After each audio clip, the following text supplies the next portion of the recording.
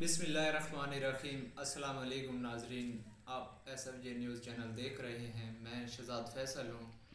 नाजरीन, आज आपके साथ बहुत सी ब्रेकिंग न्यूज़ शेयर करते हैं।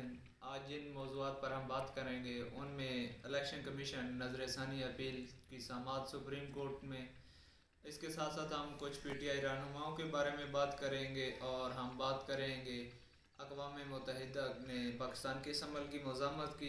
इसके साथ साथ हम बात करेंगे इमरान रियाज़ ख़ान और समी इब्राहिम के अगवा के बारे में, और इसके साथ हम बात करेंगे इमरान ख़ान की हिकमत अमली पर और कुछ हुकूमती इक़दामात पर बात करेंगे, और आखिर में हम बात करेंगे यौम शहादा तकरीब के बारे में।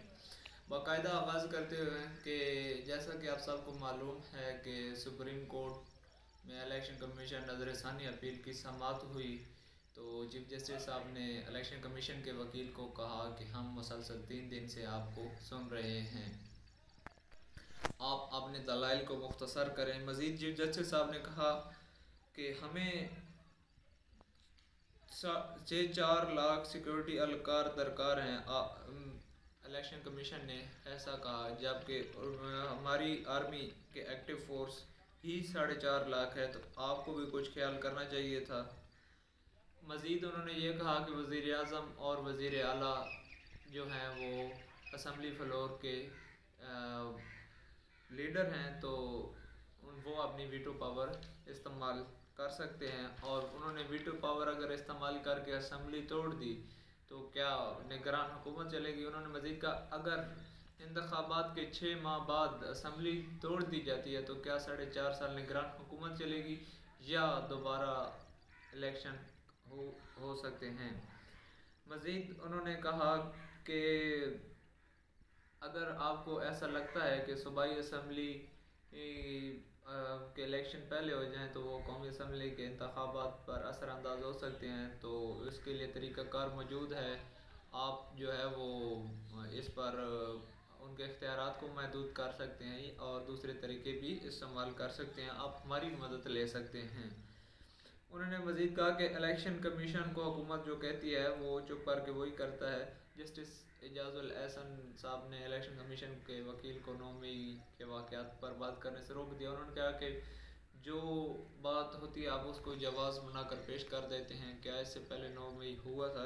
नहीं हुआ था, लिहाजा आप इसको जवाज़ ना बनाएं, हमें बताएं कि आपने क्या कुछ और किया है या नहीं किया। मज़ीद समाअत जो है वो 29 मई तक मुलतवी कर दी गई।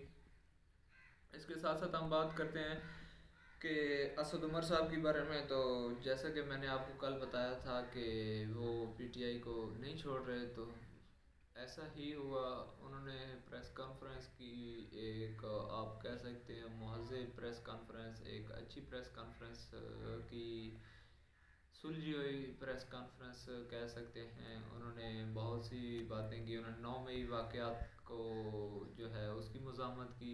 उसके साथ साथ उन्होंने जो है वो इमरान ख़ान साहब की तारीफ़ की। उन्होंने मज़ीद ये भी कहा कि इमरान ख़ान जो हैं वो भी बारहा कह चुके हैं कि आर्मी के बगैर हमारा मुल्क कुछ नहीं है, और उन्होंने मज़ीद यह कहा कि पिछले 13 माह से मुझे कोर कमेंट्री और जनरल सेक्रेटरी का ओहदा मिला है, जिनमें 11 महीने ऐसे हैं कि जो हमने सख्ती में बर्दाश्त किए हैं। उन्होंने कहा कि मज़ीद मैं इन ओहदों पे काम नहीं कर सकता, लिहाजा मैं इन ओहदों से इस्तीफ़ा देता हूँ, लेकिन मैं पार्टी नहीं छोड़ रहा।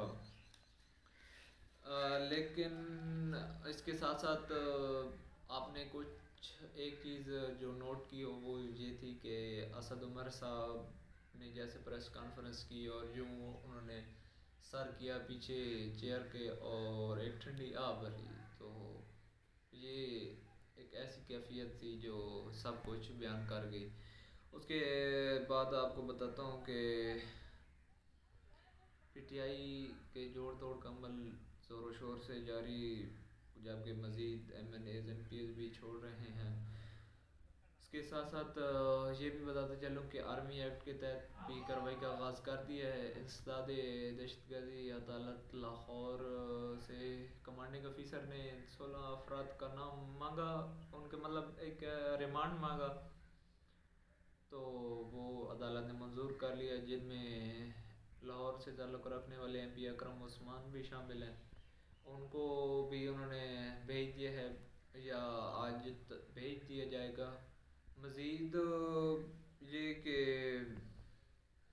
اقوام متحدہ نے پاکستان کے عام شہریوں کی آرمی ایکٹ کے خلاف یا ملٹری کورٹ میں جو ہے وہ ٹرائل کو جو ہے عمل اس کی مذمت کی۔ انہوں نے کہا ہے کہ ایک عام شہری اس کی آرمی کورٹ یا آرمی ایکٹ کے تحت جو ہے وہ کارروائی نہیں ہو سکتی۔ پاکستان کو اپنے اس عمل پر نظر ثانی کرنی چاہیے، اور بہتر تو یہی ہے کہ وہ باقی عدالتیں موجود ہیں اس میں عام شہریوں کو جو ہے وہ پیش کیا جائے۔ مزید یہ کہ پاکستان کا تو اب یہی حال ہو گیا ہے جو کہ اگر آپ پی ٹی آئی کے ساتھ ہیں تو آپ کو جیل میں بند کر دیا جائے گا، اگر آپ پی ٹی آئی چھوڑ رہے ہیں تو تمام جرم جن میں آپ کو ملوث قرار دیا گیا ہے اور آپ کے خلاف پرچے دیے گے، اگر آپ پی ٹی آئی چھوڑ رہے ہیں تو وہ آپ پر تمام جو ہیں وہ پرچے وہ ختم کر دیے جائیں گے اور آپ جو ہے وہ معاف کر دیا جائے گا اگر آپ کسی اور پارٹی میں شامل ہوتے ہیں۔ ایسا ہی کچھ ہوا فیاض الحسن چوہان کے سلسلے میں بھی، فواد چودھری صاحب نے بھی پارٹی چھوڑ دی، اور لیکن کچھ ایسا بھی ہوا ہے کہ کچھ رہنماؤں نے پارٹی نہ چھوڑنے کا بھی فیصلہ کیا ہے، جن میں سر فہرست سابق گورنر پنجاب عمر سرفراز چیمہ صاحب، میاں محمود الرشید صاحب اور یاسمین راشد صاحبہ۔ آج ان کی پیشی تھی صدارت دہشت گردی عدالت میں، تو انہوں نے یہ کہا کہ ہم بالکل بھی پارٹی نہیں چھوڑ رہے، ہم نظریاتی کارکنان ہیں اور نظریاتی کارکن جو ہوتا ہے وہ پارٹی کا ایسا ہوتا ہے، لہٰذا ہم کیسے پارٹی چھوڑ سکتے ہیں۔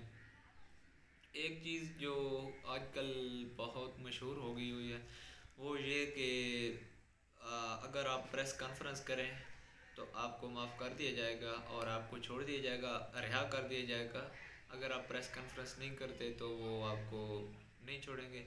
ایسا ہی کچھ ہوا آج اسلام آباد ہائی کورٹ کے جسٹس نے سینیٹر اعجاز شاہ کو رہا کرنے کا حکم دیا، تو یہ بھی ساتھ انہوں نے کہا کہ اگر آپ جو ہے وہ پریس کانفرنس کرتے ہیں تو آپ کو چھوڑ دیا جائے گا، یا ایسا انہوں نے کہا تھا، تو عدالت میں کہہ کے لگ گئے۔ لیکن دیکھ لیں نظام انصاف اب بے بس ہو گیا ہے طاقتور قوتوں کے سامنے، لیکن چونکہ اعجاز شاہ صاحب پارٹی کے ساتھ تھے تو انہوں نے پریس کانفرنس نہیں کی، جس کے بعد ان کی رہائی کو بعد ان کو فوراً گرفتار کر لیا گیا۔ اس کے ساتھ ساتھ آج ہم بات کرتے ہیں کہ لاہور ہائی کورٹ میں عمران ریاض خان اغوا کیس کا جو سماعت ہوئی، چیف جسٹس صاحب سماعت کر رہے تھے امیر بھٹی صاحب، تو انہوں نے پوچھا کہ آئی جی پنجاب کہاں ہے، لیکن آئی جی پنجاب چونکہ گجرانوالہ میں یوم شہدائے تقریب کی تقریب میں تھے تو وہ اس وجہ سے نہیں پہنچ سکے۔ جس کے بعد ایڈیشنل آئی جی جو تھا وہ اس نے باتیں بتائیں کہ ہم نے جی وہ کیا ملٹری انٹیلیجنس کے پاس نہیں ہے عمران خان، ہم نے پتہ کیا، انہوں نے گرفتار نہیں کیا۔ انہوں نے مزید یہ بھی کہا کہ آئی ایس آئی نے بھی عمران خان کو گرفتار نہیں کیا، تو جس کے بعد چیف جسٹس صاحب نے کہا کہ ہم نے یہ نہیں پوچھا تھا کہ آپ نے یہ پتہ کرنا ہے کہ کس نے گرفتار کیا یا کس نے کیا، ہم نے تو یہ حکم دیا تھا کہ آپ اس کو بازیاب کروائیں۔ مزید انہوں نے کہا کہ آپ کوشش کریں اور اس کو بازیاب کروائیں۔ انہوں نے باقاعدہ یہ بھی کہا کہ ہم نے آرڈر لکھ کر دیا تھا کہ آپ نے اس کو بازیاب کروانا ہے۔ مزید آج کل رات سمیع ابراہیم صاحب کو بھی اسلام آباد سے اغوا کر لیا گیا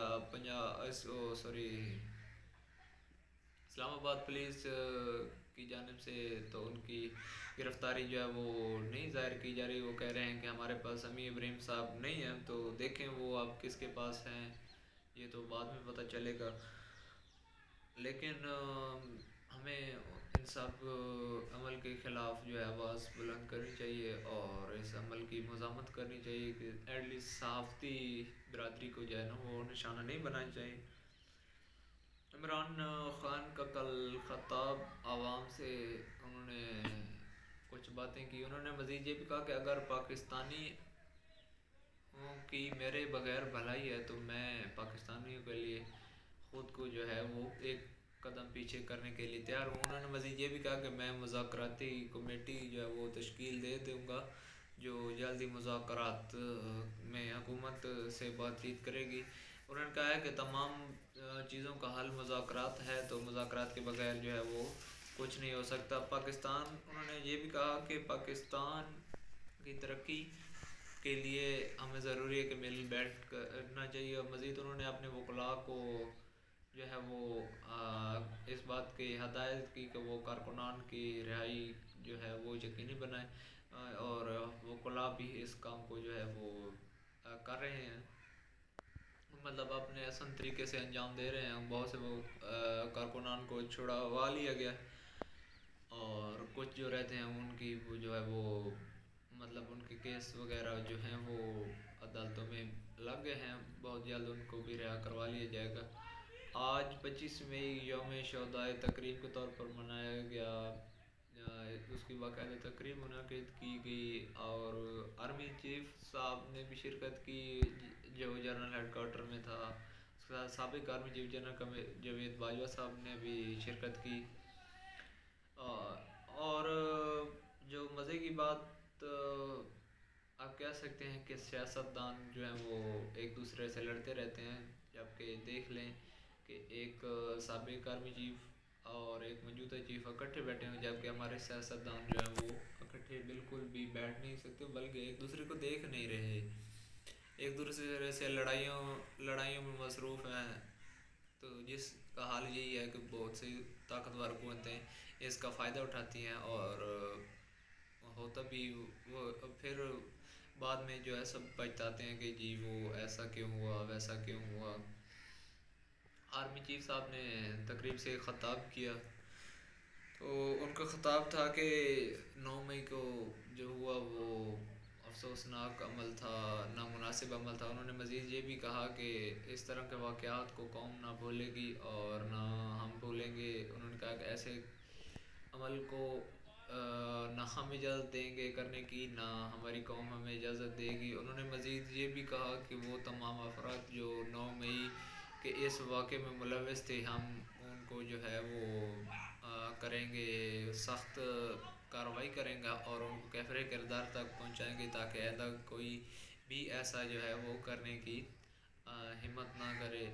مزید آپ کو مزے کی خبر ایک دے دوں کہ جی آج عمران خان, اسد عمر, شاہد اسد کیسر سمیت جو ہیں وہ 80 سے زیادہ پی ٹی آئی کارکنان کا ای سی ایل میں ڈال دیا گیا. مزے کی بات یہ ہے کہ وہ بندے جن کا نام ای سی ایل میں ڈالا گیا ہے وہ کہہ رہے ہیں کہ ہم نے پاکستان سے باہر جانا نہیں ہے اور اس کے باوجود ان کا نام ای سی ایل میں, چلیں ٹھیک ہے بہتر ہے ان کا نام ای سی ایل میں ڈال دیا ہے. میں تو مشورہ دوں گا کہ اس کے ساتھ ساتھ نواز شریف کا بھی نام ای سی ایل میں ڈال دیا جائے کیونکہ تاکہ وہ بھی ملک سے باہر نہ جا سکے, لیکن وہ تو ہیں ہی ملک سے باہر تو چلے وہ تو بعد کی باتیں ہیں. اور ڈالر پہ بات کرتے ہیں آخر میں. آج اوپن مارکیٹ میں ڈالر 309 روپے جبکہ انٹر بینک میں 286 روپے تک ٹریڈ کرتا رہا. آپ ایک چیز نوٹ کریں کہ جب سے یہ 9 مئی یا عمران خان کی جو ہے وہ گرفتاری ہوئی ہے تو اس کے بعد میرا نہیں خیال کہ عوام کا یا کسی صحافی کا اس طرف دھیان گیا ہو کہ جی وہ ڈالر کتنے پہنچ گیا ہے, معیشت کا کیا حال ہے. تو یہ ساری چیزیں جو ٹیکٹکس اپنائے جا رہے ہیں تاکہ عوام کو اس سے جو ہے وہ ڈائیورٹ کیا جائے اور کوشش کی جائے کہ عوام جو ہے معیشت کے بارے میں زیادہ نہ جان سکے. دیکھیں اب کیا ہوتا ہے کیا نہیں ہوتا, اللہ بہتر کرے گا, اللہ ہمارے پاکستان کو سلامت رکھے, آمین. اور ناظرین آج کے لیے اتنا ہی کافی ہے, کل پھر ملیں گے ایک نئی ویڈیو کے ساتھ. اللہ حافظ.